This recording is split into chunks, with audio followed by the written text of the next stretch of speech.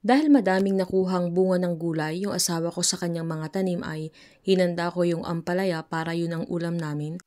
Pero bago ako nagluto ay nilinisan ko muna yung mga itlog na nakuha nila mula sa mga alaga niyang mga pato at mga manok. May mga itlog din ng Bengala kaya hindi kami namimili ng itlog kapag may mga pagkakataon lang talaga na wala. Pero karamihan ay nangunguha siya sa mga itlog ng mga alaga niya kaya madaming nalilibre na mga ulam sa amin dahil masipag siyang mag-alaga. Habang naghahanda ako at naglilinis sa mga itlog ay naglalaro ang aming anak. Sa mga sandaling yan ay tuwang-tuwa din kami ng daddy niya dahil marunong na siyang mag-identify ng mga parts ng laruan niya na dati yung laruan na yan ay hindi niya pinapansin pero ngayon ay alam na niya yung gamit niya kaya malaki na din talaga yung development niya at mga natutunan niya habang dumadaan ang mga araw. So pagkatapos kong malinisan yung mga itlog, bago ko nilagay sa ref ay pinunasan ko muna para matuyo. Agad ko namang niluto yung ampalaya na nahanda ko at ito ang ulam namin sa mga sandaling ito.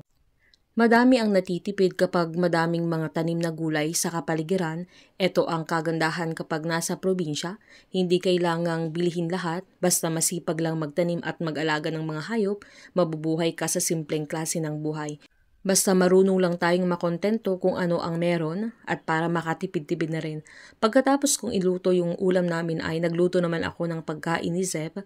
Gustong-gusto niya ng sotanghon at mas gusto niya na ang sahog niya ay sardinas. Kaya laging ganyan ang sinasahog ko pero si kuya niya naman ay puro sardinas, yun ang gusto niya.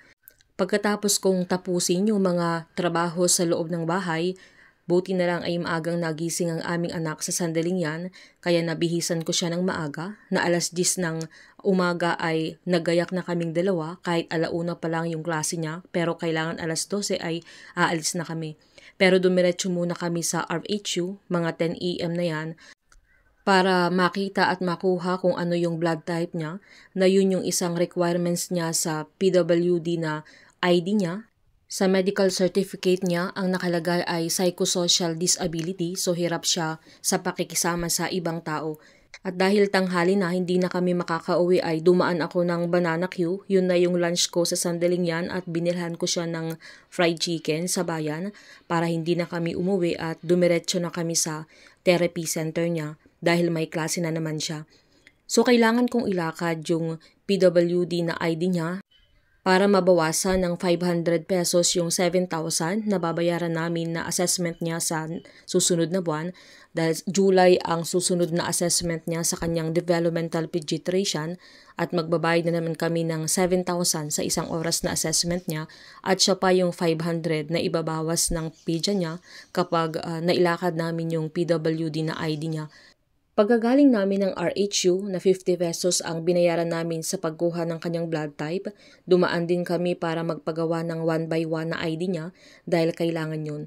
Sobrang mabusisi at ang daming kailangang gawin, ang daming kailangang tapusin sa kanyang mga therapy at sa kanyang mga magiging assessment pa na siya pa yung maibabawas kasi hindi pwedeng ihinto yung assessment niya sa kanyang deathbed dahil siya ang susubaybay sa kanyang development hanggang sa kanyang paglaki kaya tuloy-tuloy ang expenses maging sa kanyang therapy at kanyang assessment ay hindi pwedeng itigil kaya hanggat maaari ay kasya or merong budget para sa kanyang monthly na pangangailangan at sa mga assessment niya na gagawin pa sa kanya.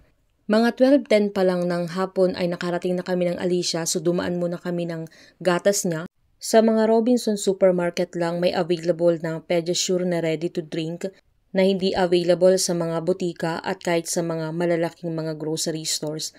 Minsan weekly kami bumibili dahil 1.5 weekly ang budget niya sa gatas pero kapag may extra kami ay bumibili ako ng minsanan. Ang tinatabi kong budget niya sa gatas niya monthly ay 6,000 na medyo nabawasan na sa gatas dahil marunong na siyang kumain. So nung pagkatapos ng klase niya ay hindi pa niya naubos yung baon niya na fried chicken pero kumain na daw siya sa loob pero tinapos niya nung lumabas na siya at maging nung pauwi na kami ay kinakain pa din niya yung baon niya. Behave siya sa klase niya at naka-adjust na siya, hindi na siya gaya ng dati na nagtatantrums or umiiyak bago mag-umpisa yung klase niya. Nasa good mood naman siya so madami na naman siyang natapos. Pag uwi namin ay madilim na naman ang kapaligiran. Pero hindi kami naabutan ng ulan sa daan at habang nasa daan kami ay natulog siya. Alam kong pagod din siya sa klase niya dahil 2 oras siya sa loob na talagang diretso yung klase niya sa ABA at maaga din kaming umalis so pagod siya sa biyahe, pagod siya sa klase. Pero nagpapasalamat ako sa Diyos dahil nagiging okay na siya at laging good mood naman na siya sa kanyang mga therapy.